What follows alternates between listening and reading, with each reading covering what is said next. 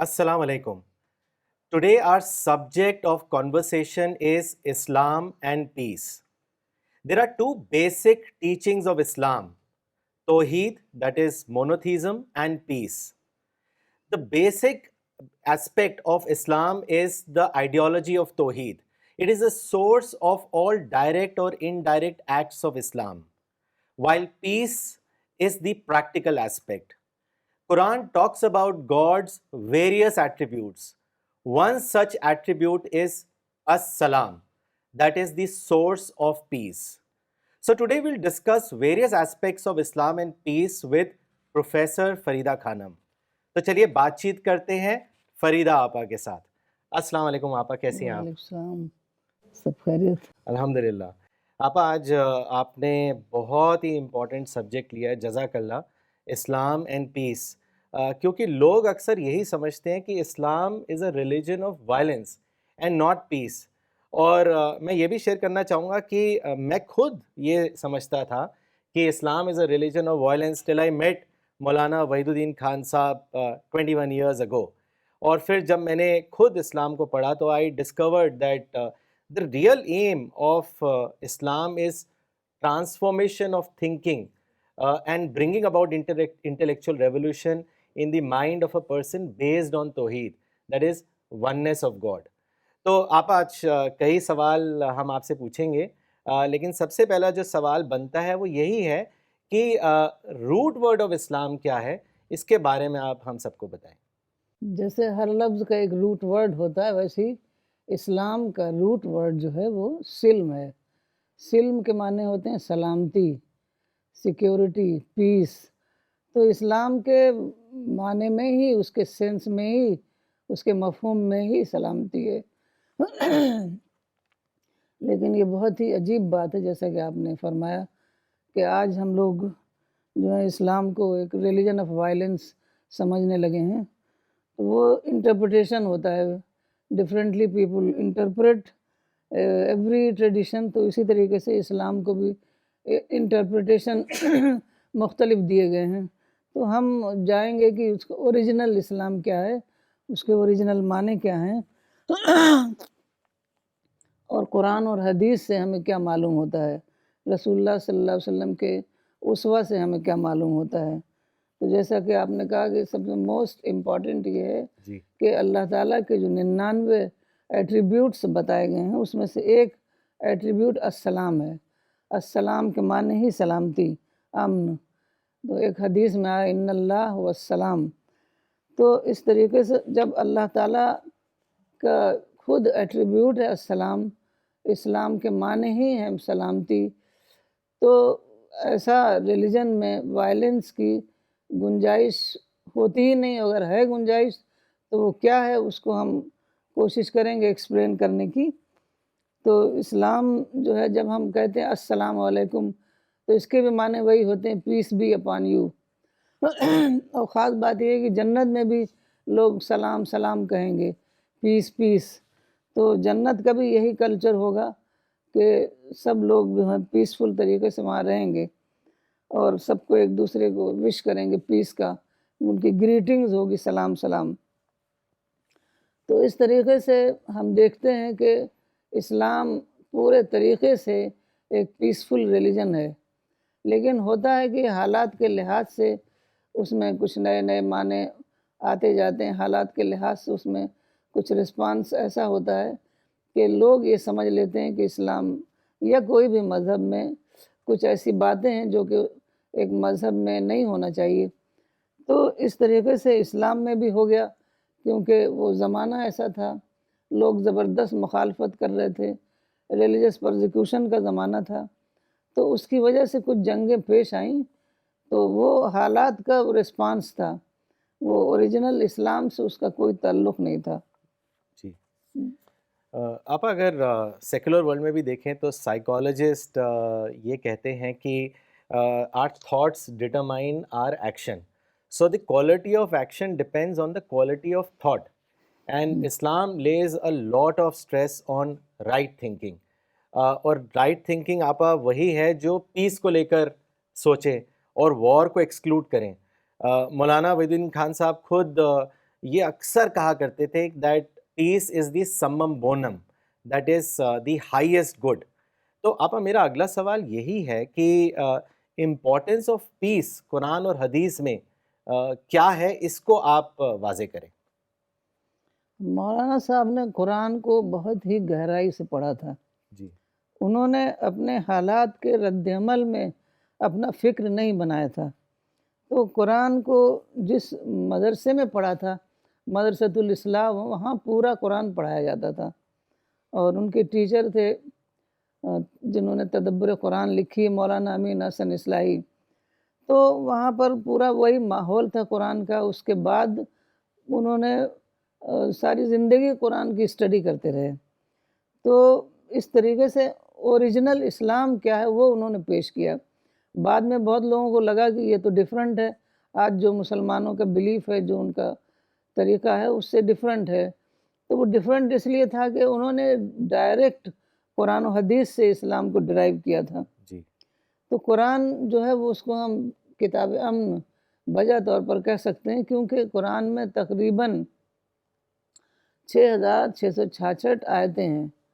اور اس میں سے زیادہ تر آیتیں جس میں ہم کہہ سکتے ہیں 6626 آیتیں یا ڈائریکٹلی یا انڈائریکٹلی امن سے ریلیٹڈ ہیں. اس میں کچھ آیتیں ہیں جو جنگ کے متعلق ہیں، جس کو ہم 40 آیتیں ان کو بتایا گیا ہے. تو یہ 40 آیتیں جو ہیں 0.6% ہیں. تو آپ اس سے سمجھ سکتے ہیں کہ قرآن جو ہے کتاب امن ہے، لیکن کچھ حالات ایسے ہوئے کہ کچھ مجبوراً دفاعی جنگ کرنی پڑی. ہم، اب قرآن کی جو پہلی آیت ہے اور ہر چیپٹر شروع ہوتا ہے بسم اللہ الرحمن الرحیم، کہ اللہ تعالیٰ موسٹ کمپیشنٹ، موسٹ مرسیفل ہے. اور یہ بار بار قرآن میں یہ آیا ہے کہ اللہ تعالیٰ بہت زیادہ پسند کرتا ہے رحم کو، اور بہت زیادہ پسند کرتا ہے لوگوں کو ایک دوسرے کی مدد کرنے کو، ویل وشنگ کو.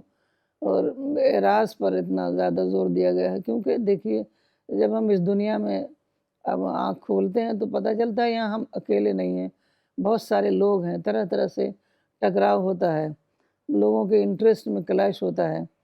تو ایسے موقع پر وہ لوگ جن کو قرآن سے انہوں نے ہدایت نہ لی ہو وہ تو لڑ جائیں گے، لیکن قرآن کہتا ہے وَأَعْرِضْ عَنِ الْجَاهِلِينَ، یہ چیپٹر 7 میں ہے ورس 199. تو ایسے مواقع آئیں گے تو اس وقت ہمیں صبر کرنا ہے، برداشت کرنا ہے اور اوائڈ کرنا ہے. لیکن کبھی کبھی ایسا ہوتا ہے کہ اپنے ڈیفنس میں جنگ کرنی پڑتی ہے، اس کے بارے میں بھی ہم ڈیٹیل میں بتائیں گے. تو پیس جو ہے وہی رول ہے اسلام میں، اور وار جو ہے وہ ایکسیپشن ہے.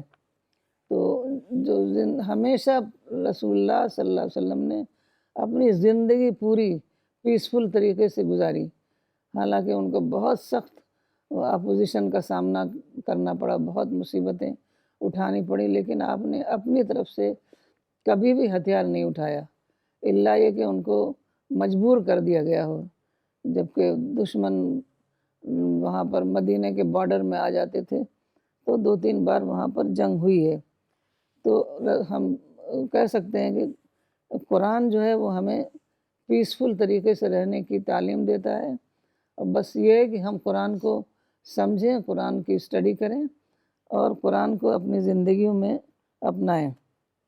جی آپ نے بہت ہی امپورٹنٹ بات آپ نے بتائی کہ صرف 40 آیتیں ہیں جو وار کو لے کر ہیں، لیکن 6000 سے زیادہ آیتیں ہیں قرآن میں.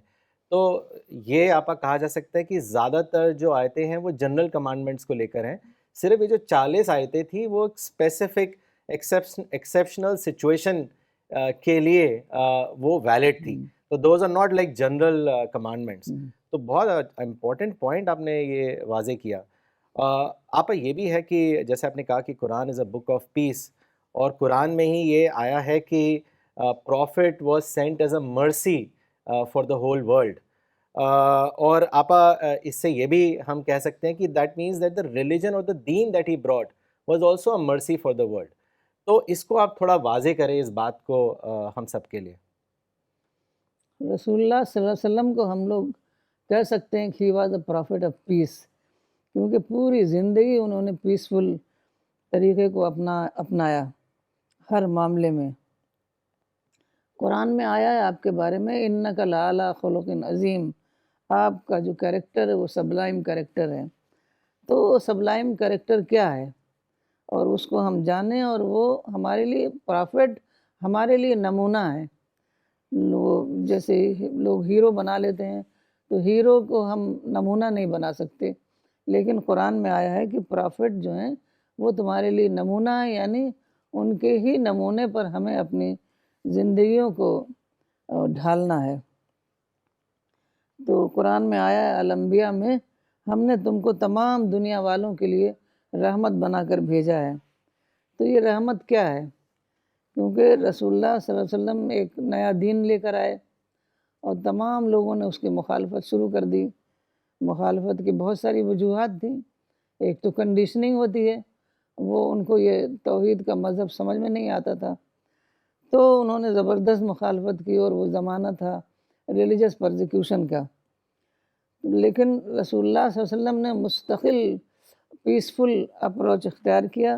کتنی ہی آپ کی سخت مخالفت ہوئی، آپ جواب تک نہیں دیتے تھے، کوئی نیگیٹو رسپانس نہیں، ہمیشہ پازیٹیو رہتے، اعراض کرتے، اگنور کرتے، اور ان کو پیسفل طریقے سے اپنی میسج جو ہے اللہ تعالیٰ نے جو آپ کو دیا تھا اس کو دیتے رہتے، اور ان کے لیے دعائیں کرتے۔ تو آپ نے دنیا کو، جیسے آج کل کچھ لوگوں نے بانٹا، کافر ہیں، یہ مسلم ہیں، یہ کافر ہیں، یہ غیر مسلم ہیں، یہ تو بانٹا نہیں تھا آپ نے۔ آپ بالکل دے ویر آل ہیومن بینگز۔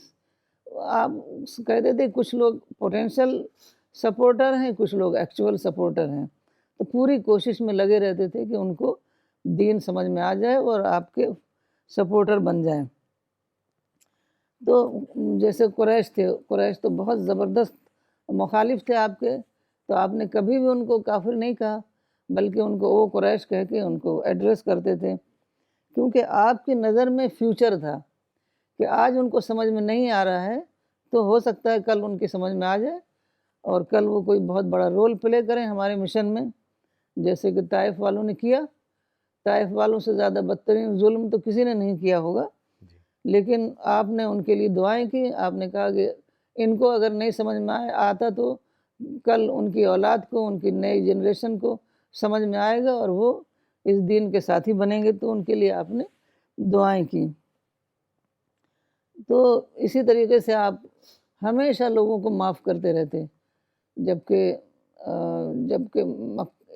کچھ لوگ کہیں گے کہ آپ تو مکے میں حالات خراب تھے، تو آپ کے پاس کوئی دوسرا آپشن نہیں تھا، لیکن جب مکہ فتح ہو گیا اس وقت بھی آپ نے تمام بدترین مخالفین کو معاف کر دیا، اور وہ معاف کرنے کا اتنا زبردست اثر ہوا کہ وہ تمام لوگ جو ہیں، ایک حدیث میں آیا ہے کہ وہ تمام لوگ سب کعبہ میں جمع تھے کہ اب دیکھیں آج تو گردن زدنی کا حکم ہوگا، لیکن آپ نے کہا جاؤ تم سب آزاد ہو۔ تو وہ تمام لوگ اس طریقے سے وہاں سے نکلے جیسے وہ کسی قبر میں سے نکلے ہوں، جیسے ان کو ایک نئی زندگی ملی ہو، اور پھر وہ بہت جلد تمام کے تمام لوگ اسلام میں داخل ہو گئے۔ تو آپ کا یہی جو پیسفل اپروچ تھا، آپ کا جو اتنا زیادہ جو فیوچر پر آپ کی نظر فیوچر پر تھی، اور آپ بہت زیادہ پازیٹیو تھے، بہت زیادہ لوگوں سے امید رکھتے تھے، تو اس وجہ سے آپ کبھی بھی نہ کسی کے لیے نیگیٹو ہوئے، نہ کسی کے لیے آپ کے اندر ہیٹریٹ تھی۔ ہمیشہ، نہ کتنے لوگوں نے کہا کہ آگے فلاں شخص کے لیے آپ بد دعا کیجئے، آپ ان کے لیے ہاتھ اٹھا کے دعا کرنے لگ جاتے، کیونکہ آپ کی نظر یہ تھی کہ کل آج، کیونکہ ہر انسان دیکھیے ایک کنڈیشننگ کا ایک کیس ہوتا ہے، ہم لوگ سب اپنی اپنی زندگیوں میں دیکھتے ہیں کہ آج ہم کسی کو کوئی بات کہتے ہیں، اس کو نہیں سمجھ میں آتی، لیکن کچھ دنوں کے بعد اس پر اور وہ سوچتا ہے تو وہ سمجھ لیتا ہے۔ تو اسی طریقے سے آپ نے لوگوں کو موقع دیا کہ وہ ان کو سمجھنے کا ٹائم دیا، اور وہ انہوں نے سب سمجھا، اور تمام کے تمام عرب آنن فانن تمام کے تمام لوگ آپ کے ساتھی بن گئے۔ تو یہ ایک ایسا ریولوشن لائے رسول اللہ صلی اللہ علیہ وسلم جس کو ہم بجا طور پر بلڈ لیس ریولوشن کہہ سکتے ہیں کہ مکہ فتح ہو گیا، پورا عربیہ فتح ہو گیا، اور صرف چند لوگ 8-10 لوگ مشکل سے جی مارے گئے ہوں گے وہ، تو سب کو آپ معاف کرتے رہے، سب کو معاف کرتے رہے۔ تو اس طریقے سے آپ نے لوگوں کے دلوں کو محبت سے جیتا، نفرت سے نہیں۔ یہ مولانا صاحب لکھتے ہیں، آپ نے لوگوں کو صلح سے جیتا، جنگ سے نہیں۔ آپ نے لوگوں کو معافی سے جیتا، بدلہ لے کر نہیں۔ تو اس طریقے سے آپ نے جو ایک پیٹرن سیٹ کیا، آپ نے جو ماڈل ہمارے لیے چھوڑا، اگر ہم لوگ اس ماڈل کو اختیار کریں تو آج ہمیں بھی وہی سکسیس ملے گی جو کہ مائیکل ہارٹ نے کہا کہ پرافٹ جو ہے prophet of Islam was the most successful man of human history. تو آپ نے ہمارے لیے ماڈل چھوڑا ہے، ماڈل محفوظ ہے، پرزروڈ ہے، اس کو ہم اپنائیں، اس کے اوپر اپنی زندگی کو ڈھالیں تو ہمیں بھی وہی کامیابی ملے گی۔ جی ماشاء اللہ آپا، بہت ہی اچھے سے آپ نے اس کو الیبوریٹ انداز میں اس کو واضح کیا۔ In fact I also would like to add that as much as I read about prophet, the basic thing that whenever we meet we meet with a greeting, assalamu alaikum, so which is a greeting that he taught, which means that may peace be upon you. So a relationship is built on peace and security.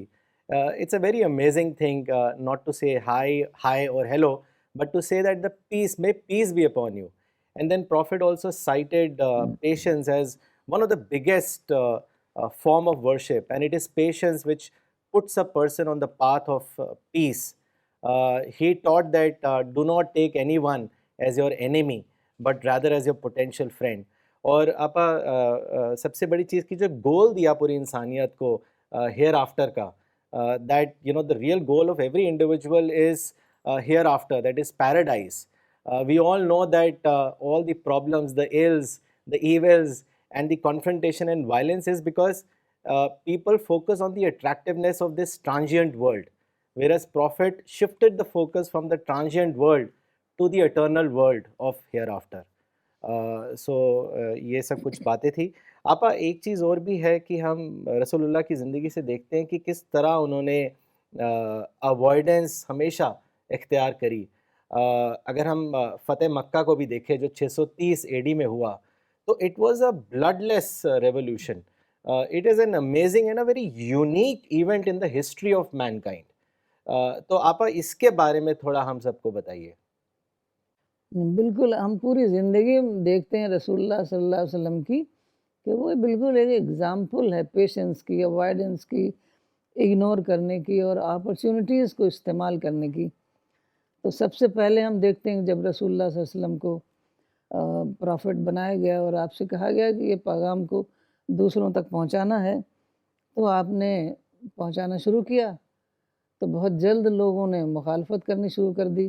جی تو آپ بالکل ان لوگوں کو کوئی جواب نہیں دیتے تھے. آپ کو جو خاص چیز اللہ کی طرف سے ملی ہوئی تھی وہ نبوت کے بعد حکمت تھی. تو حکمت کے ساتھ آپ نے تمام پورا مشن آپ نے حکمت کے ساتھ چلایا.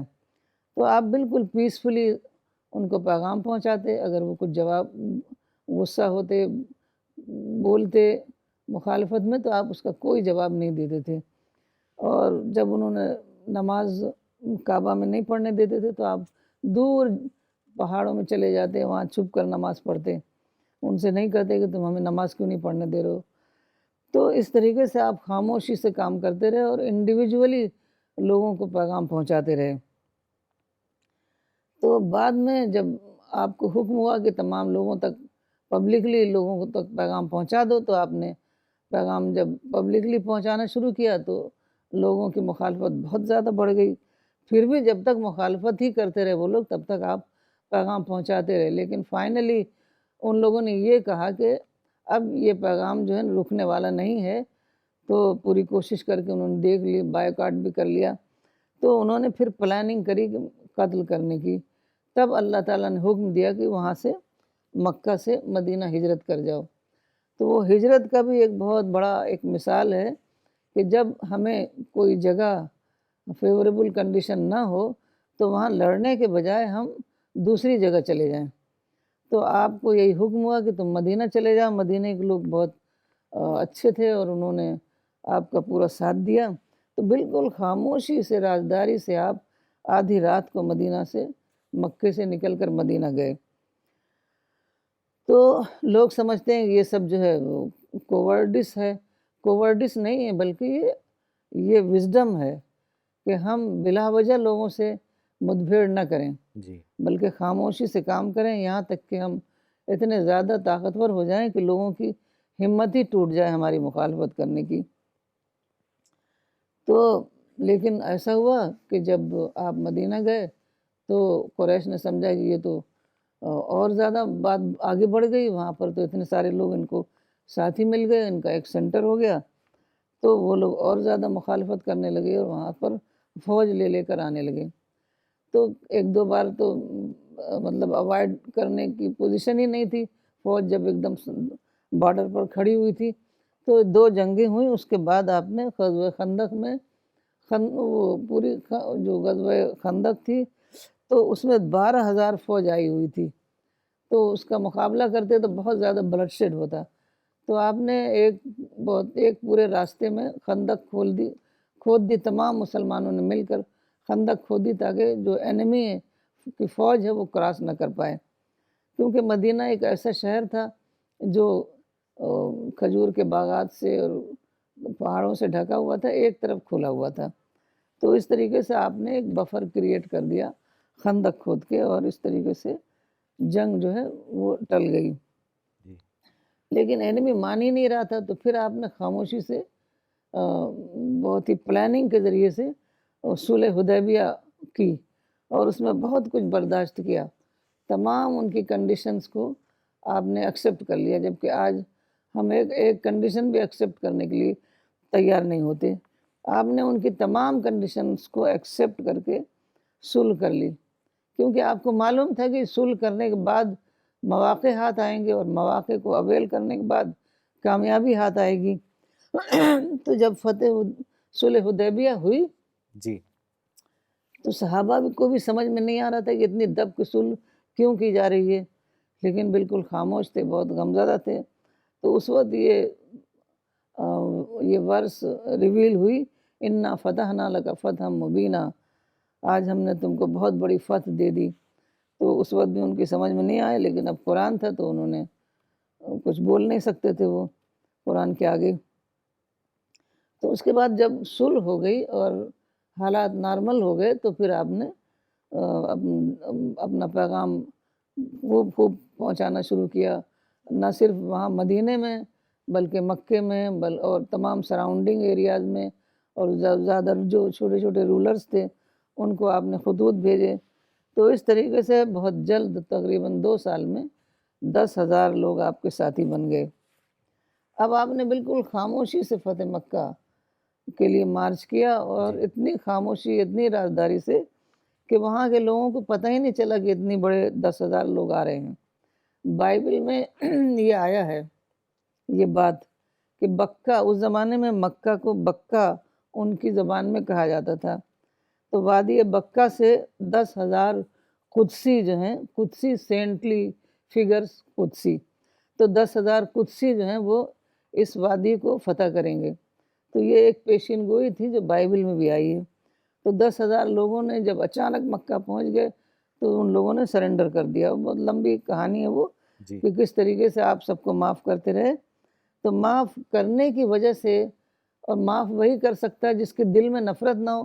اگر دل میں نفرت ہوگی تو آدمی کہے گا اب تو اچھا موقع آ گیا بدلہ لینے کا، انتقام لینے کا، لیکن آپ کے دل میں نفرت تھی ہی نہیں، آپ تو ہر ایک کی ہدایت کے لیے دعا کرتے تھے۔ تو اس وجہ سے آپ نے بہت ہی خاموشی سے ان تمام لوگوں کے دلوں کو جیت لیا۔ جی تو یہ ہوا، اور یہ رسول اللہ صلی اللہ علیہ وسلم نے ہمیشہ جنگ کے مقابلے میں امن کے طریقے کو اختیار فرمایا، کیونکہ جنگ تو ایک ایکسیپشن ہے اور پیس جو ہے وہی رول ہے۔ رول ہے، ماشاء اللہ۔ آپا کیونکہ آپ نے ابھی جنگ کا ذکر کیا، کئی حوالے دیے، تو میں ایک بہت ہی امپورٹنٹ سبجیکٹ کو لے کر آپ سے سوال کرنا چاہوں گا، وچ از جہاد۔ تو اگر دیکھا جائے تو قرآن میں جہاد 4 دفعہ آیا ہے، اور each time it is in the sense of struggle and effort. But it is also a term which is largely misunderstood in the whole world today. Jihad is also taken in the sense of qital. تو آپا میں چاہوں گا کہ جہاد اور قتال میں کیا ڈفرینس ہے، اس کے بارے میں آپ ہم سب کو بتائیں۔ جی بالکل آپ نے صحیح فرمایا کہ جہاد کے معنی اسٹرگل، مطلب خوب خوب کوشش کرنا، جس کو ہم انگریزی میں کروسیڈ کہتے ہیں۔ کروسیڈ جنگ کے لیے بھی بولا جاتا ہے اور بہت بہت بہت زیادہ محنت کرنے کے لیے بھی بولا جاتا ہے۔ جیسے کسی قوم کو ایجوکیٹڈ بنانا ہے، بہت محنت کرنی ہے، تو اس کو کروسیڈ کہیں گے۔ جی تو اسی طریقے سے لفظ جہاد، اصل میں کیا ہوا ہے کہ لوگوں نے چونکہ وار میں، جنگ میں بہت محنت کرنی پڑتی تھی نا، تو دھیرے دھیرے ایسا ہوا کہ جنگ کے لیے جہاد کا لفظ یوز ہونے لگا۔ جی وہ سیکنڈری معنی میں ہے، ہوں اصلی معنی تو وہی تھا، اسٹرگل کے معنی میں، کیونکہ جس معنی میں قرآن میں آیا ہے وہ وہی ہے کہ ہمیشہ ہمیں اسٹرگل کرتے رہنا ہے، اور جی پیسفل اسٹرگل۔ تو یہ انڈرسٹوڈ ہے کہ وہ پیسفل اسٹرگل ہے، کیونکہ جہاد بالقرآن کا لفظ بھی آیا ہے، جی تو قرآن سے تو پیسفل اسٹرگل ہی ہو سکتی ہے۔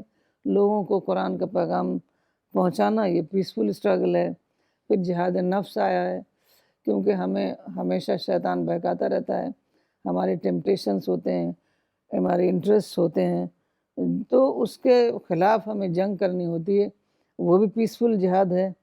تو امام راغب اصفہانی نے کہا ہے کہ 3 قسم کا جہاد ہوتا ہے: دشمن سے مقابلہ، شیطان سے مقابلہ، اور نفس سے مقابلہ۔ تو دشمن سے مقابلہ تو بہت ہی کبھی کبھی ہوتا ہے، لیکن نفس سے مقابلہ اور شیطان سے مقابلہ تو ہر وقت ہوتا ہے۔ تو بس ہمیں ریئلائز کرنا ہے کہ کہاں ہمیں شیطان بہکا رہا ہے، اور ہمیں وہاں لا حول ولا قوت پڑھ کر اور اپنے آپ کو مضبوط بنانا ہے، اور اپنے اندر یہ میچورٹی پیدا کرنی ہے کہ ہم کو شیطان بہکا ہی نہ پائے، جی کیونکہ کہا جاتا ہے کہ حضرت عمر کو شیطان بہکا نہیں سکتا تھا، جی کیونکہ وہ فوراً اتنا ان کی اویئرنیس اتنی بڑی ہوئی تھی کہ ان کو فوراً سمجھ میں آ جاتا تھا۔ اگر ہمیں سمجھ میں آ جائے کہ یہاں ہمیں شیطان بہکا رہا ہے، تو بہت آسانی سے ہم شیطان کو زیر کر سکتے ہیں۔ تو اسی طریقے سے بہت سارے رسم و رواج ہوتے ہیں سوسائٹی کے، جو کہ اسلام سے تعلق نہیں ہوتا، وہ سوسائٹی کے رسم و رواج ہوتے ہیں، اور وہ اس میں بہت ساری چیزیں، ہماری جو اسٹرگل ہے، ہماری جو وہ ہے خدا کے راستے میں جو ہمیں محنت کرنی ہے اور اپنی پرسنالٹی ڈیولپمنٹ کرنی ہے، اس کی راہ میں رکاوٹ ہوتے ہیں، تو اس کے بھی خلاف ہمیں جہاد کرنا ہے۔ تو اس طریقے سے جہاد جو ہے ایک نان وائلنٹ اسٹرگل آپ کہہ سکتے جی ہیں، یا آئیڈیالوجیکل اسٹرگل کہہ سکتے ہیں۔ جی تو یہ جہاد جو ہے قتال کے معنی میں جو ہے وہ وہی ہے جو کبھی کبھی پیش آتا ہے، اور وہ بھی اس زمانے میں پیش آیا، کیونکہ وہ زمانہ ریلیجس پرزیکیوشن کا تھا، فریڈم آف ایکسپریشن نہیں تھی، ریلیجس فریڈم نہیں تھی، تو اس وقت حالات بہت سخت تھے۔ لیکن اب تو سب کچھ، جو کچھ ہم چاہتے ہیں کہ ہمیں جنگ سے ملے، وہ سب کچھ ہمیں ملا ہوا ہے۔ اب ڈیموکریسی ہے، اگر ہمیں پولیٹیکل پاور چاہیے تو آپ الیکشن میں حصہ لیجئے، اور وہاں اپنے ووٹ حاصل کر کے آپ کو حکومت بھی ملے گی۔ لیکن پہلے تو کچھ نہیں تھا، پہلے تو سب کچھ بادشاہ کے ہاتھ میں تھا نا، جی پہلے تو کچھ بغیر جنگ کے کچھ مل نہیں سکتا تھا۔ جی لیکن اب حالات بالکل بدل چکے ہیں، اور اسی کے مطابق ہمیں اس دنیا میں اپنی پلاننگ کرنی ہے۔ جی تو قتال وہی اسی کے لیے تھا، مذہبی جبر کو ختم کرنے کے لیے۔ قرآن میں آیا ہے نا کہ قتال فتنہ، تو قتال فتنہ کو لوگ سمجھتے نہیں ہیں، کسی بھی بات کو قتال فتنہ کہہ دیتے ہیں۔ تو مولانا نے اس پر بار بار لکھا ہے کہ قتال فتنہ جو ہے وہ مذہبی جبر ہے، وہ ریلیجس پرزیکیوشن ہے، کیونکہ اس وقت سب کچھ بادشاہ کے ہاتھ میں ہوتا تھا، جس کے پاس پولیٹیکل پاور ہے اسی کے ہاتھ میں سب کچھ ہوتا تھا۔ عام آدمی تو بالکل ایک سبجیکٹ تھا بادشاہ کا، اور اس کو کوئی بھی موقع نہیں دیا جاتا تھا کوئی کام اپنا آزادانہ طور پر کام کرنے کا۔ جی تو آج تمام شعبے آزاد ہیں، ہم بڑی سے بڑی اپنی امپائر قائم کر سکتے ہیں، اور ایجوکیشنل امپائر، دعویٰ امپائر، اور بڑے بڑے NGOs کھول سکتے ہیں۔ تو آج جہاد کرنا، جہاد کی باتیں کرنا جی بالکل اناکرونزم ہے۔ جی جی بالکل آپ نے بہت صحیح کہا. انفیکٹ کئی لوگ سوچتے ہیں کہ جہاد ہی سب کچھ ہے. جبکہ آپ ایک روایت مجھے یاد آتی ہے جو حضرت ابن عباس سے ہے کہ ان سے ایک باری جہاد کو لے کر پوچھا گیا تو انہوں نے یہ کہا کہ may I tell you something which is superior to جہاد.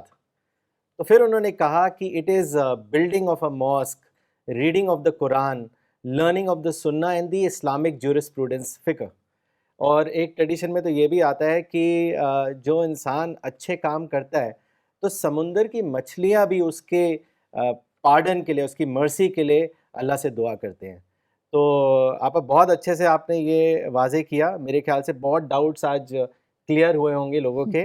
اگلا سوال پوچھنے سے پہلے میں کچھ کامنٹس پڑھنا چاہوں گا کیونکہ لوگ بہت پسند کر رہے ہیں آپ کا پروگرام. یہ کامنٹ آیا ہے مس روبا بیگم کا, ریوا سے. انہوں نے لکھا ہے these live sessions are very informative. Peace is very minute fundamental element which holds entire essence of our Islam. Grateful to entire CPS global team. May the Almighty Allah keep them safe. Miss Kurutulain نے شری نگر سے لکھا ہے that there are only 40 ayats talking of war and rest talks of peace, direct or indirect, is an eye opener for those who propagate that Quran mentions more of war and less of peace. Another fact highlighted by Maulana in Al-Risala is that Quran is a book of guidance, and in comparison to dictates, it speaks more of wisdom and knowledge. Only those who go through Quran with an open and unbiased mind can understand this book revealed by God. ارمان خان صاحب نے لکھا ہے Dubai سے, السلام علیکم mister Rajat and آپا, آپ لوگوں کا یہ پروگرام بہت زبردست ہے. آج کے دور میں ایسے ہی پروگرام کی ضرورت ہے. میں پورا ویک انتظار کرتا ہوں اس کے لیے. مولانا اقبال عمری نے لکھا ہے اسلام اور پیس پر مولانا نے بہت لکھا ہے. آج اسلام کی امیج بلڈنگ کے لیے کتنا ضروری ہے آپا. محمد عرفان رشیدی صاحب نے ناگپور سے لکھا ہے avoid the problem, avail the opportunities, great formula. اور اسی طریقے سے شاہد محمود صاحب نے بھی لکھا ہے excellent explanations, beautiful format, keep it up, I am writing from Karachi. تو آپ نے دیکھا لوگ بہت پسند کر رہے ہیں آپ کے پروگرام کو.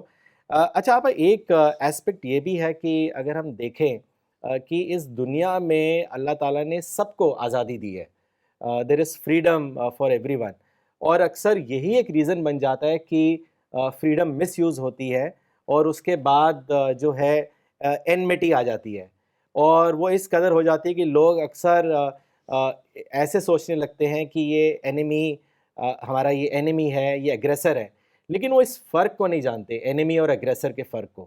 تو میں چاہوں گا آپ اس کو واضح کریں اور اس کے بارے میں ہم سب کو بتائیں. مولانا صاحب نے اپنی کتاب یہ ہے امن عالم میں اس کے بارے میں جی ڈیٹیل سے لکھا ہے, اینیمی اینڈ ایگریسر. جی تو تمام لوگ یہ سمجھتے ہیں کہ اینیمی ہے تو اس کو ختم کرنا ہے, حالانکہ اس میں ڈفرینشیٹ کیا گیا اینیمی اور ایگریسر میں. اینیمی تو اب آپ سوچیے کہ مکہ میں, مدینہ میں, عربیہ میں سب اینیمی تھے. اگر سب کو ایلیمنیٹ کیا جاتا تو آج صحابہ کی وہ ٹیم کہاں ہوتی, اس ساری دنیا میں جو انہوں نے اسلام پھیلایا وہ کہاں ہوتا. اصل میں اینیمی وہ نہیں ہوتا جو بات کو نہ سمجھنے کی وجہ سے اس کو ٹائم لگتا ہے سمجھنے میں. تو اس کے لیے ہمیں بس انتظار کرنا ہے اور اس کو پیسفلی اس کو سمجھاتے رہنا ہے.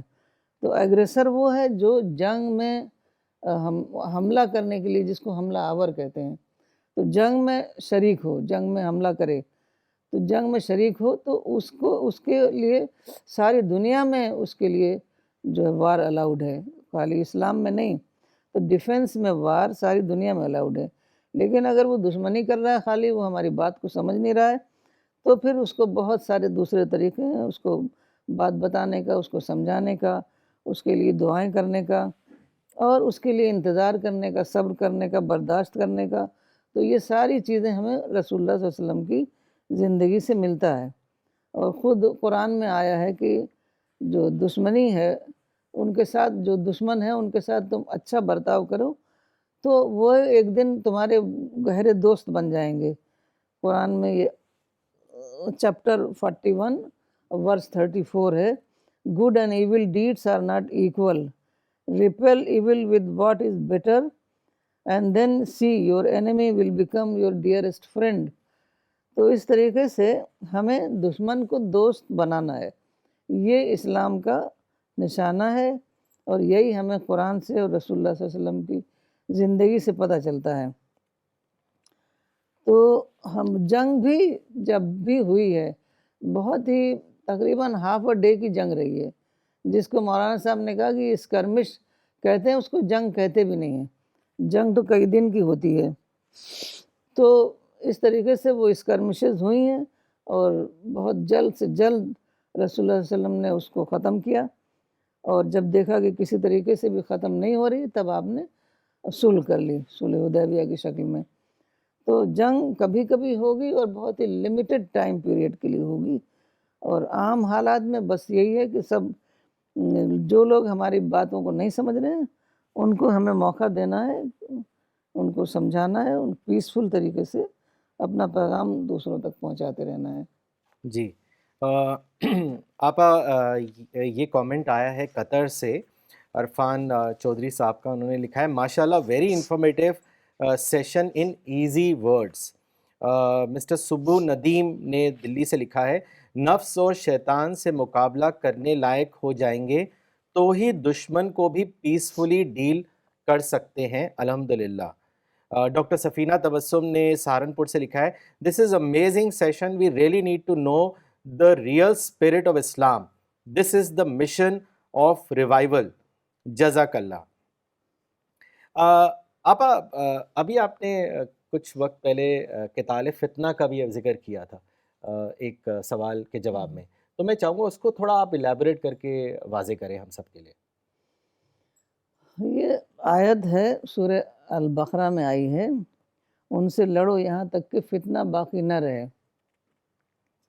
تو یہ آیت بہت ہی زیادہ مس انڈرسٹوڈ آیت ہے۔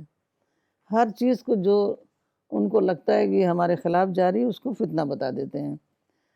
تو ہر چیز فتنہ نہیں ہے، ہر چیز ہمارے لیے چیلنج ہے، جیسا کہ مولانا صاحب نے بار بار بتایا کہ وہ چیلنج ہے، اور اس دنیا میں چیلنج ضروری ہے کیونکہ اسی سے ساری ترقیاں ہوتی ہیں۔ تو یہ فتنہ اصل میں وہ فتنہ ہے جو اس زمانے میں ریلیجس پرزیکیوشن کی شکل میں تھا، مطلب اس زمانے میں ریلیجس فریڈم نہیں تھی، بادشاہ کا جو مذہب ہوتا تھا وہی ہر حالت میں عوام کو اپنانا ہوتا تھا۔ اگر عوام کوئی بھی نئی بات کہتے تو ان کو قتل کر دیا جاتا تھا، اور چونکہ یہ دنیا اللہ تعالیٰ نے بنائی ہے، فریڈم دیا ہے انسانوں کے ٹیسٹ کے لیے بنائی ہے، اس کے لیے فریڈم ضروری ہے۔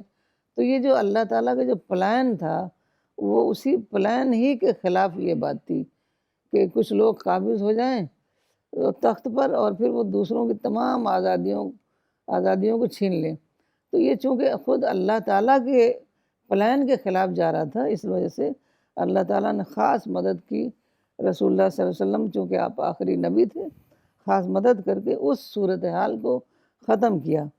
تو وہ جو صورتحال ہو گئی تھی جس کو ہنری پرین نے ایبسلیوٹ امپیریلزم کہا ہے، تو اس صورتحال کو ختم کرنا تھا، اور وہ رسول اللہ صلی اللہ علیہ وسلم کے زمانے میں اور کچھ خلفائے راشدین کے زمانے میں وہ ختم ہو گئی اور لوگوں کو آزادی مل گئی۔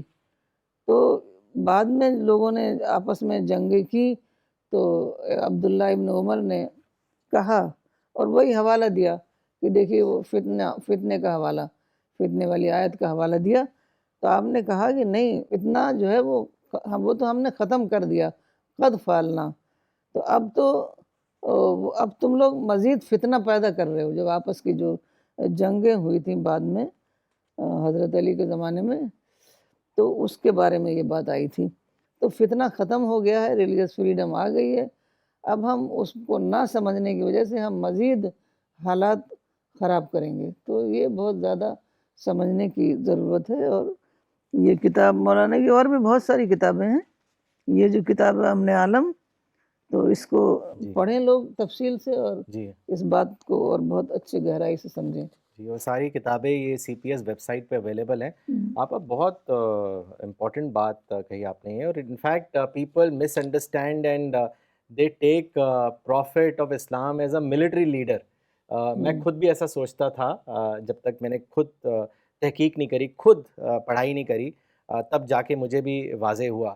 انفیکٹ اگر آپ دیکھیں آپا، رسول اللہ نے ایک موقع پر یہ کہا کہ ریممبرنگ گاڈ، یعنی اللہ کا ذکر، remembering God till sunrise is more dearer to me than this, that I may give away high class riding horses for jihad in the cause of Allah. تو اس سے کتنا اچھے سے یہ واضح ہو جاتا ہے کہ جو مین اسپیکٹ ہے اسلام کا، وہی جیسے ہم نے جو آج جانا، ٹرانسفارمیشن، اسپریچول لرننگ اور ہائر گول جو ہمیں اسلام بتاتا ہے آخرت کو لے کر، وہ ہے. آپا اگلا سوال لینے سے پہلے میں 2 کامنٹس پڑھنا چاہوں گا. یہ میں شبینہ علی نے بھیجا ہے کلکتہ سے. انہوں نے لکھا ہے، جزاک اللہ آپا for taking up a very important and relevant topic for your talk today. Peace is the summum bonum of all good things and it opens doors to all opportunities. Shad Hussain صاحب نے شری نگر سے لکھا ہے، السلام علیکم، thank you, important explanation regarding a miss understood notion of Islam. Maulana Saab's great contribution to humanity. There is a great need to explain this ideology repeatedly and CPS is doing it. اب اگلا جو سوال ہے وہ یہی ہے کہ اگر ہم پریزنٹ ٹائمز میں دیکھیں تو بہت کنٹریز میں آرمڈ کانفلکٹ کیا جا رہا ہے جو مسلمز ویج کر رہے ہیں ان دا name of jihad. So there are many jihadi movements which is in force today. My question is کہ are these jihadi movements justified? اس کے بارے میں آپ کیا کہیں گی؟ یہ جو جہادی تحریکیں ساری دنیا میں چلائیں مسلمانوں میں نے، اور کچھ آج بھی چل رہی ہیں، تو اس سے وہ بالکل ہی ان اسلامک ہیں. جی کیونکہ اسلام میں اس طریقے سے جنگ ہے ہی نہیں. کیونکہ یہ جو NGOز ہوتی ہیں اور وہ پولیٹیکل موومنٹس چلاتی ہیں، تو یہ اسلام میں ہے ہی نہیں. اسلام میں اگر جنگ ہے، وہ بھی ڈیفنس میں، تو جو رولر ہے اسی کے انڈر میں ہوتی ہے، اسی کی قیادت میں ہوتی ہے. جو الگ الگ گروپ بنا کر اس کے جنگ کرنا، یہ تو اسلام میں ہے ہی نہیں، یہ تو فساد ہے. جی اور اسی لیے دیکھیے آپ کے کوئی بھی نتیجہ نہیں نکل رہا ہے. کیونکہ جنگ اسلام میں دیکھیے، جو ابھی آپ نے بتایا کہ لوگ سمجھتے ہیں کہ رسول اللہ صلی اللہ علیہ وسلم ایک جنگی لیڈر تھے، جی تو اصل میں کیا تھا کہ یہ ریلیجس پرزیکیوشن کی وجہ سے انسان کو آزادی نہیں مل رہی تھی. جی کیونکہ انسان آزادانہ طور پر نہ صرف مذہب بلکہ کوئی بھی دوسرا فیلڈ میں آزادانہ طور پر کام نہیں کر سکتا تھا. تو یہ خود اللہ کی اسکیم کے خلاف تھا. لیکن چونکہ اللہ نے انسان کو آزادی دی ہے، اس لیے اللہ تعالیٰ انٹروین نہیں کر رہے تھے، بلکہ پیغمبروں کو بھیج رہے تھے کہ وہ لوگوں کو سمجھائیں. لیکن لوگ سمجھنے کے لیے تیار ہی نہیں تھے. اب اللہ نے کا یہ پلان ہوا کہ ایک آخری پیغمبر بھیجا جائے اور اس صورتحال کو ختم کیا جائے. تو اس وجہ سے کچھ جنگ کرنی پڑی. جی اس صورتحال کو، وہ جو قتال فتنہ ہے، اس صورتحال کو ختم کرنے کے لیے کچھ جنگ کرنی پڑی، ورنہ جنگ کرنا پیغمبر کا کام نہیں ہے. جی تو اس وجہ سے چونکہ آپ آخری پیغمبر تھے، آپ کے بعد کوئی پیغمبر آنے والا نہیں ہے، تو اس وجہ سے یہ کرنا پڑا. اور لوگوں نے اس بات کو سمجھا نہیں. اب لوگ سمجھنے لگے کہ پیغمبر اسلام نے جنگیں لڑی ہیں تو ہمیں بھی جنگ کرنی ہے. اب آج کل تو ایک نیا فتنہ چلا ہے کہ جی مہدی آنے والے ہیں، تو مہدی کے لیے ہم فوج تیار کر رہے ہیں. جب وہ آئیں گے تو ہم مل کر ان کے ساتھ جنگ کریں گے اور ساری دنیا میں حکومت قائم کریں گے. جی یہ وہی پولیٹیکل انٹرپریٹیشن کا فتنہ ہے. جی تو پولیٹیکل پاور کو سمجھتے ہیں کہ جتنے بھی شریعت میں قانون ہیں ان سب کو انفورس کرنا چاہیے. اب ان سب کو انفورس کرنے کے لیے وہ سمجھتے ہیں کہ پاور ضروری ہے. تو یہ تو ہے ہی نہیں کہیں بھی قرآن میں، حدیث میں، کہ پوری شریعت کو انفورس ہونا چاہیے. تو اور وہ سمجھتے ہیں کہ بغیر پاور کے نہیں ہو سکتا، اس لیے ہر جگہ پاور کی لڑائی کر رہے ہیں. تو کہیں لینڈ کی لڑائی ہے، کہیں پاور کی لڑائی ہے، کہیں جسٹس حاصل کرنے کے لیے لڑائی ہے. اور یہ لڑائیاں کی شکل بھی بالکل وہ اسلام کے مطابق نہیں ہے. کہیں گوریلا وار ہے، کہیں پراکسی وار ہے، کہیں انڈکلیئرڈ وار ہے. اسلام میں تو ہے کہ بالکل ڈکلیئر کر کے وار کرنی چاہیے، اگر وہ بھی ڈیفنس میں، لیکن وہ ڈکلیئرڈ وار ہونا چاہیے. جی یہ نہیں کہ خاموشی چھپ چھپ کے وار کر رہے ہیں، گوریلا وار جیسے ہوتی ہے. جی تو اس طریقے سے یہ جو نیا فتنہ چلا ہے اسلامی نظام کو قائم کرنے کے لیے جنگ، تو یہ بہت ہی بالکل ہی اسلام کے خلاف ہے. اس پر مولانا نے بہت لکھا ہے، تعبیری غلطی، سیاسی دین کی سیاسی تعبیر. تو اس میں یہ بات بہت زیادہ کلیئر ہو گئی کہ اسلام میں صرف ڈیفینسو وار ہے، اسلام میں آفینسو وار نہیں ہے. اور اسلام میں جو ہے انسان کو، انڈیویجولس کو خدا کا پیغام پہنچانا، کیونکہ God has created every one in freedom. تو ہمیں ان کو فریڈم کے ساتھ، ان کی فریڈم کو لے کر کے ان کو پیغام دینا ہے. جنگ میں تو وہ فریڈم ختم ہو جاتی ہے. جی تو اس طریقے سے ان کی فریڈم کو کے مد نظر ان کو پیغام خدا کا پہنچانا ہے. اب اگر وہ خدا کا پیغام ایکسیپٹ کرتے ہیں تو خدا کے ان کو ریوارڈ ملے گا، نہیں ایکسیپٹ کرتے ہیں تو ان کو سزا ملے گی. تو یہی پورا کا پورا خدا کی پلاننگ ہے جو اللہ تعالیٰ نے پیغمبروں کے ذریعے سے اس دنیا میں بھیجا ہے، یہ ہدایت.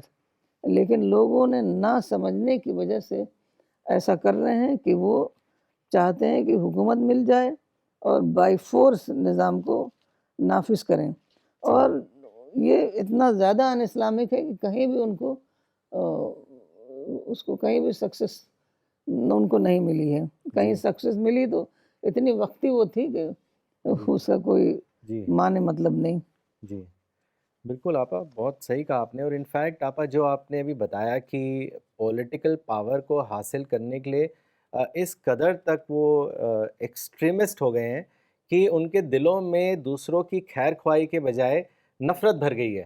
کہ آپ جب آپ وار کرتے ہیں یا گوریلا وار کرتے ہیں تو آپ کتنی نفرت کے ساتھ وہ ایکشن کرتے ہیں. جبکہ رسول اللہ نے ایک مرتبہ یہ کہا کہ او مائی سن، if you can pass your morning and evening without having a grudge in your heart, then please do so. تو دیکھیے کتنا فرق ہے مطلب سچائی میں اور اس کو عمل میں لانے میں. دیر از اے ہیوج ڈسکنیکٹ. آپ اگلا سوال، یہ سب باتوں کو سننے کے بعد نیچرلی ایک سوال سب کے مائنڈ میں ہوگا کہ ہر ایک چیز کی قیمت ہوتی ہے، تو پیس کی بھی ایک قیمت ہے. تو وہ کیا ہے؟ کیسے ہم پیس کو حاصل کر سکتے ہیں؟ What is the price of peace according to you? Peace کی جو سب سے بڑی پرائز ہے وہ صبر ہے، صبر و برداشت. ماشاء اللہ. تو یہ مولانا صاحب اتنا زیادہ صبر کرتے تھے کہ ایک بار ایک آدمی نے تقریباً آدھا گھنٹہ بہت زیادہ برا بھلا کہا، گالی گلوچ کری سڑک پر کہیں.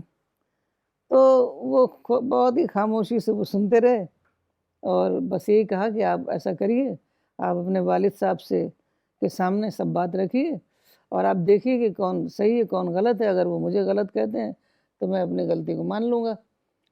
تو انہوں نے کہا کہ آپ قال اللہ قال رسول کہیں گے اور میرے والد بھی متاثر ہو جائیں گے. تو یہ صبر و برداشت جو ہے وہ اتنا میں نے انہیں سے سیکھا کہ کوئی بھی کچھ بھی کہتا تھا وہ بہت ہی بالکل ہی خاموشی سے اس کو سنتے تھے. اور ان کے خلاف جو کتابیں آتی تھیں، آرٹیکلس آتے تھے، باقاعدہ اس کو پڑھتے بھی تھے. اور موٹی کتاب ہوتی تھی تو وہ رکھ لیتے تھے اس کو. تو یہ نہیں سوچتے تھے کہ یہ کیا جلا کے پھینکنے لائق ہے، یہ ہم کیوں اپنے پاس رکھیں. ان کی الماری میں ابھی تک وہ کتابیں رکھی ہوئی ہیں. تو سب سے بڑی بات ہے کہ انسان کے اندر نگیٹیوٹی نہیں ہو، پازیٹیو ہو. تو پازیٹیو ہوگا تو اس کے اندر ہیٹریڈ نہیں ہوگا، تبھی وہ صبر و برداشت کر پائے گا. قرآن میں آیا ان اللہ مع الصابرین. اب جس کے ساتھ خدا ہو وہ اسی کو تو کامیابی مل سکتی ہے، کیونکہ اس دنیا میں انسان کے پاس تو کوئی پاور ہے ہی نہیں. خدا جس کو جو پاور دے گا، جو بلیسنگ دے گا تبھی انسان کامیاب ہوگا. تو خدا یہی کہہ رہا ہے صبر برداشت کرو، اسی میں تمہارے لیے کامیابی ہے. تو یہ بہت زیادہ رسول اللہ صلی اللہ علیہ وسلم کے اندر صبر و برداشت تھی. یہاں تک کہ ایک بار اونٹ کی اونجڑی جی گردن میں ڈال دیا اور ایک دم حالت خراب ہو گئی ان کی. بیٹی کو پتہ چلا، وہ آئیں اور پھر بہت مشکل سے وہ اونجڑی نکالی، تب بھی کچھ نہیں کہا. آپ دیکھیے کہ رسول اللہ صلی اللہ علیہ وسلم کبھی کسی کو کچھ نہیں کہا. جب جب وہاں سے مکہ سے مدینہ گئے اس وقت بھی آپ نے کسی کو کچھ نہیں کہا کہ دیکھو یہ لوگ کتنے ظالم ہیں اور مجھے وہاں اپنے وطن میں رہنے نہیں دیا، مجبور کیا بھاگنے کے لیے وہاں سے.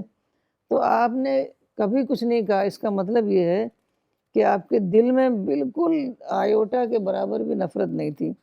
آج ہمیں ذرا سی بات میں غصہ آ جاتا ہے، تو جب بھی غصہ آتا ہے مجھے تو میں یہی سوچتی ہوں کہ رسول اللہ صلی اللہ علیہ وسلم کو تو پتھر مارے گئے، آپ غصہ نہیں ہوئے، ہمیں بات سے الفاظ سے غصہ آ رہا ہے. تو پھر میں بالکل ٹھنڈی ہو جاتی ہوں. تو ہمیں رسول اللہ صلی اللہ علیہ وسلم کی زندگی سے ہمیشہ اپنے لیے نمونہ حاصل کرنا ہے اور اسی نمونے پر چلنا ہے. جیسے آپ یاد کریں گے کہ رسول اللہ صلی اللہ علیہ وسلم نے ایسا کیا تھا تو آپ کو بھی اس سے انسپریشن ملے گا.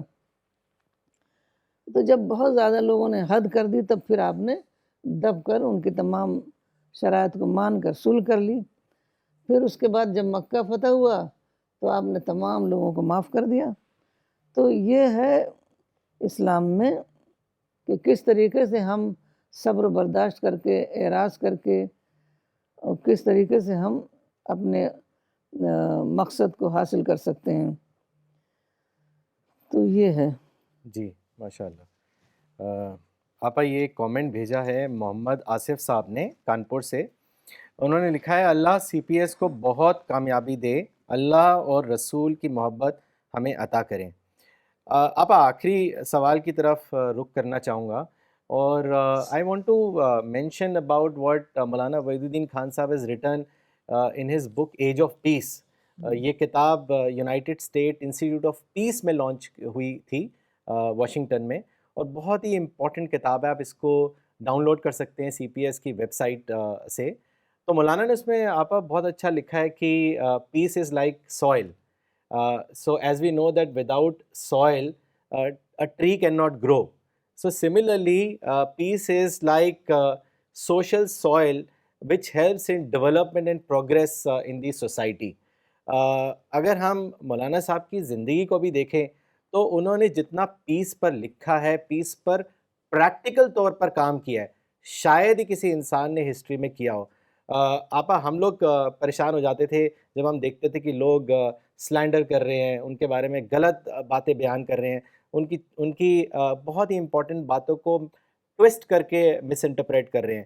ایک عام انسان بہت جلدی غصے میں آ سکتا ہے. تو جب ہم مولانا کو بتاتے تھے وہ he used to simply smile and used to say کہ آپ دعا کیجیے. کبھی بھی نیگیٹو ریئیکشن نہیں کرا انہوں نے. تو یہ ہم لوگوں کے لیے ایک بہت سبق کی بات تھی کہ ایسے ہی ہمیں زندگی میں بتانا ہے، ایسے ہی ہمیں لوگوں کے ساتھ بیہیویئر کرنا ہے. تو اب آخری سوال آج یہی ہے کہ مولانا کا کیا ویو پوائنٹ تھا کلچر آف پیس کو لے کر، اس کے بارے میں آپ ہم سب کو بتائیں. ایک واقعہ سے شروع کروں گی. جی ایک بار ایک صاحبہ آئیں حیدرآباد کی، نام یاد نہیں آ رہا ہے، تو انہوں نے کہا کہ میں اپنے داماد کے ساتھ یہیں قریب میں ایک ہوٹل میں ٹھہری ہوں. صبح آئی تھی فجر کی نماز کے بعد، تو لیکن داماد مجھے باہر چھوڑ کے چلے گئے کہ وہ تو بہت برے آدمی ہیں میں ان کے پاس نہیں جا سکتا. تو کیونکہ بہت کچھ مشہور تھا. ابھی کوئی بتا رہا تھا کہ ان کے پاس وہ آٹومیٹک ڈورز ہوتے ہیں نا بڑی بڑی بلڈنگوں میں، جی جی جی آٹومیٹک ڈورز ہیں، السیشین پلے ہوئے ہیں، ہاں ہاں کسی کو ملنے نہیں دینے جاتے، پتہ نہیں کیا کیا مشہور تھا. تو مولانا نے اس وقت زکوان صاحب یہاں پر تھے، ان کو بھیجا کہ جائیے آپ ان کو لے کر آئیے. بہت مشکل سے وہ ان کو منا کر کے لے کر آئے. وہ جیسے کمرے میں اندر داخل ہوئے نا ایک دم ٹھیک ہو گئے. کہنے لگے ان کی تو شکل سے ہی لگ رہا ہے کہ بالکل بہت ہی اسپریچول آدمی ہے، سب میں نے غلط سن رکھا تھا. پھر آئے بہت دیر تک بیٹھ کے بات کر کے چلے گئے۔ تو یہ ہے کہ لوگ چاہتے نہیں تھے کہ مولانا سے ملنے بھی لوگ آئیں، کیونکہ جانتے تھے کہ ملیں گے تو متاثر ہو جائیں گے، اس لیے طرح طرح کی باتیں جو ہے مشہور کرتے تھے۔ جی جی تو امن پر تو بہت زیادہ کام کیا ہے۔ تو امن جو ہے عام طور پر امن کی جو تعریف کی جاتی ہے ہم، جو وہ ہے ایبسنس آف وار۔ ہم، تو مولانا نے لکھا ہے کہ یہ ایبسنس آف وار صرف نہیں ہے، بلکہ جب وار نہیں ہوگی، جب حالات نارملائز ہو جائیں گے، تو تمام انسان جو ہے بالکل جو اس کے اندر جو پوٹینشل ہے اس کے حساب سے وہ اس دنیا میں، اس سماج میں اپنا اپنا مفید رول ادا کر پائے گا، ساری مثبت سرگرمیاں جاری ہوں گی۔ اور کیونکہ جنگ و تشدد کے زمانے میں صرف نفرت پیدا ہوتی ہے، نفرت، انتقام، ایک دوسرے سے بدلہ لینا، تو انسان کے اندر جو ہے پوٹینشل کے روپ میں وہ کچھ کام کر ہی نہیں پاتا، نفرت میں کام کیا ہوگا؟ اب ہمارے افغانستان میں دیکھیے، اتنا بڑا ملک ہے، کوئی بھی ترقی کا کوئی کام نہیں ہوا، کیونکہ وہاں تو مسلسل سب جنگ میں ملوث رہتے ہیں۔ تو وہی ہوتا ہے کہ اللہ تعالیٰ نے جو اس دنیا میں، ایک تو دنیا میں بہت سارے مواقع ہیں کام کرنے کے، انسان کے اندر بہت زیادہ پوٹینشل ہے، لیکن اس کے لیے پیسفل ماحول چاہیے۔ تو جب پیسفل ماحول ہوتا ہے جب سوسائٹی میں، تبھی ہم تمام کام کر سکتے ہیں۔ کہتے ہیں کہ پیس اوپنس آل لاک ڈورس۔ تو مولانا نے جو بہت زیادہ کیا ہے وہ یہ کہ کائنات میں اور نیچر میں جو اللہ تعالیٰ کا جو نظام ہے، اللہ تعالیٰ نے جو کلچر اسٹیبلش کیا ہوا ہے، وہ امن کا کلچر ہے کہ تمام اتنی balance and balance of stars جو ہیں، پلینٹس اور سورج، چاند، سب گھوم رہے ہیں اپنے اپنے مدار پہ، کوئی کسی سے کلیش نہیں کرتا۔ اگر کلیش ہوتا تو سب کے سب ٹکرا جاتے، آج یہ دنیا ہی نہ ہوتی۔ تو اسی طریقے سے جانوروں کے حوالے دیتے تھے اور پورے نیچر کے حوالے دے دے کر بات کو سمجھاتے تھے۔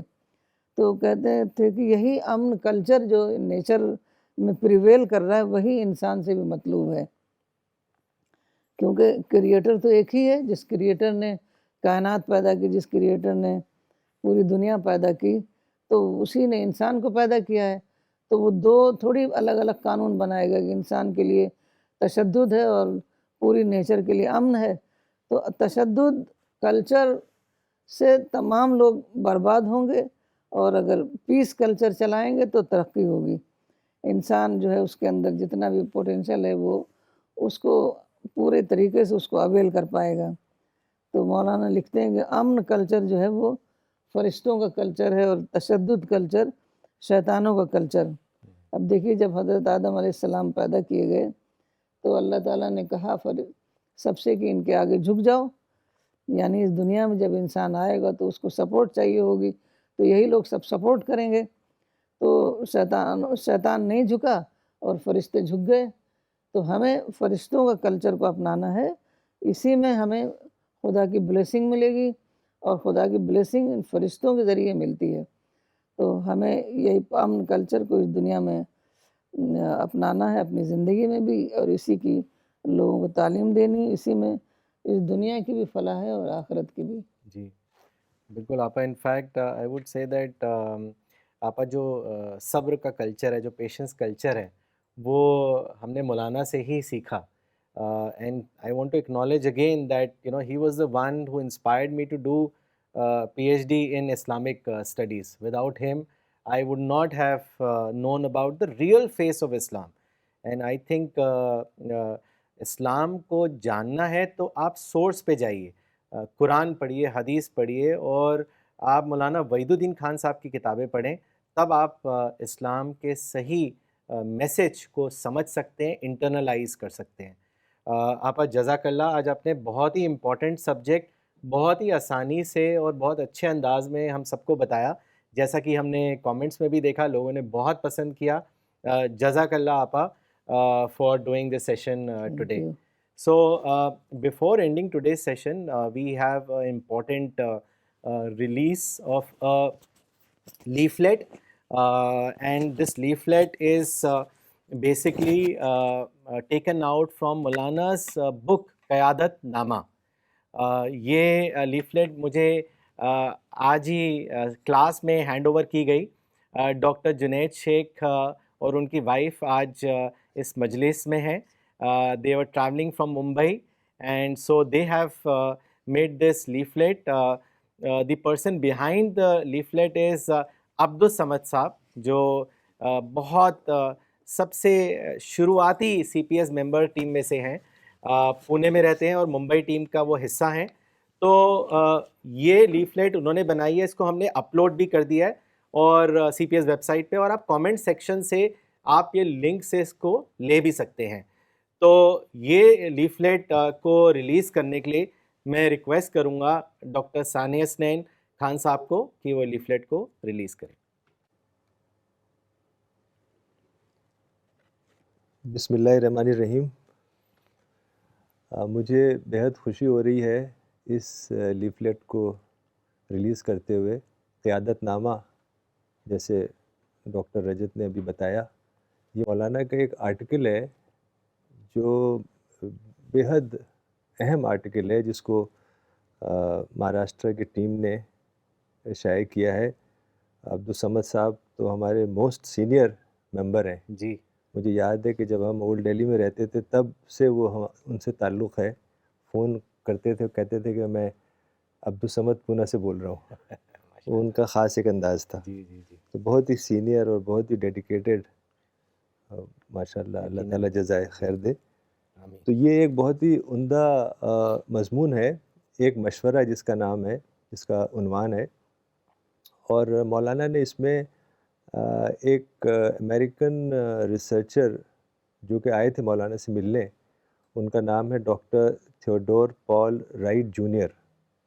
انہوں نے ریسرچ کی تھی انڈین مسلمز کے اوپر 1963 میں. بہت ہی سینئر اسکالر تھے, آئے تھے مولانا سے ملے تھے یہ. تو اس میں انہوں نے تقریباً 25 سال اسٹڈی کی انڈین مسلمز کے بارے میں, اور بہت ہی اچھی ایڈوائس دی انہوں نے. میں اس کو پڑھتا ہوں ایک دو لائنیں. ڈاکٹر رائٹ نے اپنی کتاب ہندوستانی مسلمز ان انڈیا میں لکھا ہے کہ ہندوستانی مسلمانوں کے مستقبل کا معاملہ بڑی حد تک اس پر منحصر ہے کہ ہندوستان اور پاکستان کے باہمی تعلقات کیا صورت اختیار کرتے ہیں. انہوں نے پاکستانیوں سے کہا کہ آپ لوگوں کو چاہیے کہ غیر مؤثر انداز میں ان کے مسئلے کا چیمپئن بن کر ان کے مسئلے کو مشکل تر نہ بنائیں. You shouldn't make things difficult for them by championing their cause ineffectively.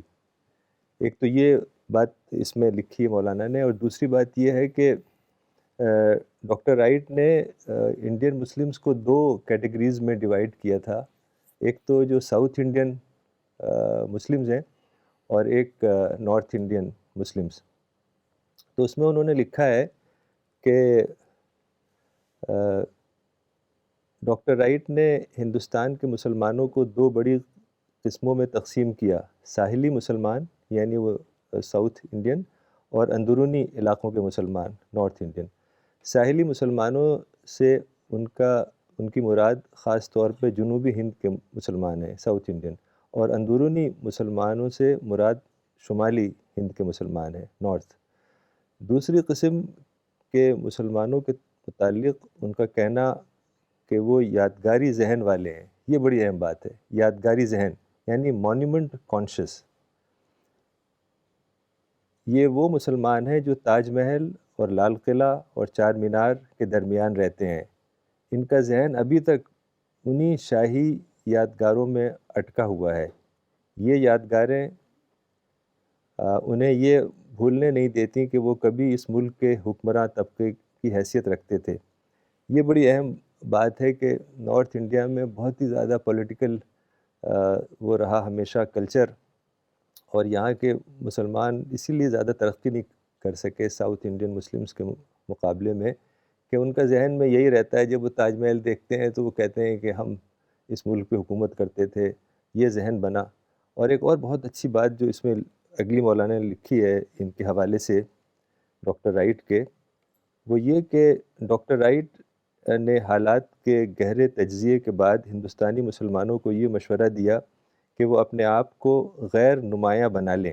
غیر نمایاں یعنی جس کو مولانا کہتے تھے لو پروفائل، جی ہاں غیر نمایاں، جی تاکہ وہ اکثریتی فرقے کی غضب ناکی کا شکار نہ ہو سکیں.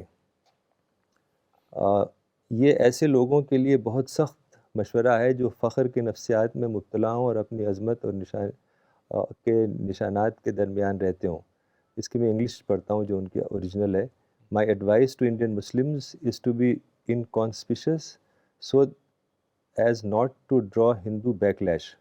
This is very hard advice to follow for a proud people living in the midst of their monuments of glory. But then the peace they pay, the price they pay is very heavy in terms of riots that occur. تو اس طرح کی بہت ہی اچھے وہ ہیں اس کے اندر advice. اور ایک دو اور بھی چیزیں ہیں جو علماء نے جو کہا ہے اس کے بارے میں بھی ہے. ایک نادر شاہ کا بھی قصہ ہے اس میں. نادر شاہ ایک ایرانی بادشاہ تھا جو مغلوں کے دور میں انڈیا میں اس نے حملہ کیا تھا، اور دلی میں جو چاندنی چوک ہے جی اس میں جو گرودوارہ ہے، گرودوارہ سیس گنج کے برابر میں ایک مسجد ہے، سنہری مسجد، جی ابھی بھی ہے وہ. جی جی جی وہاں پر آ کے اس نے قتل عام کا حکم دیا تھا، اور سارے دلی میں ایک بہت ہی ہنگامہ ہو گیا تھا. تو اس پہ ایک عالم تھے، انہوں نے لکھا تھا جو کہ ماہنامہ الفرقان میں مولانا منظور نعمانی کی ایک تقریر شائع ہوئی تھی. تو اس میں لکھا تھا کہ آج ہم مسلمانوں پر جو مصیبتیں جہاں بھی آ رہی ہیں اور جو بھی مظالم ہو رہے ہیں وہ سب ہماری بدعمالیوں اور نافرمانیوں کے نتائج ہیں. اسی حقیقت کو قرآن مجید میں ان الفاظ میں بیان کیا گیا ہے، وما ظلمناہم ولکن کانوا انفسہم یظلمون. جی تو یہ بہت ہی اہم یعنی ایک چھوٹا سا وہ ہے بروشر یا پیمفلٹ لیفلیٹ جو کہ واقعی انتہائی اہم ہے، چونکہ جو مسائل ہیں انڈین مسلمز کے اس کا بہت ہی اچھا حل بتایا گیا اس میں. اور میں بہت ہی اللہ تعالیٰ جزائے خیر دے ان لوگوں کو جنہوں نے یہ شائع کیا اور اس کو پروموٹ کرنے کی کوشش کر رہے ہیں. Thank you, Dr. Saab. So this leaflet you can either download from the link which is pasted in the comment section of this talk, or you can download it later also from CPS website. So we will end today's session. We'll be back next Sunday 10:30 a.m. with a session on Musa alayhi salam with Dr. Saneh Isnain Khan Saab. Thank you for watching this program today. Thank you.